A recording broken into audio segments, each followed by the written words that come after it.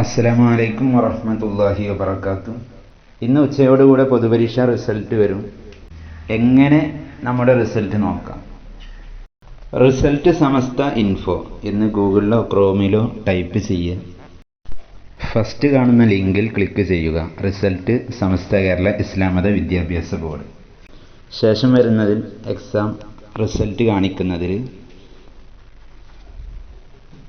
Type of exam, അവിടെ general, second year കൊടുക്കാനുണ്ട്, വർഷം കൊടുക്കുക, അടുത്തത് ക്ലാസ് കൊടുക്കുക, രജിസ്റ്റർ നമ്പർ കൊടുത്ത് സബ്മിറ്റ് ചെയ്താൽ ഓരോരുത്തരുടെയും റിസൾട്ട് ലഭിക്കുന്നതാണ്.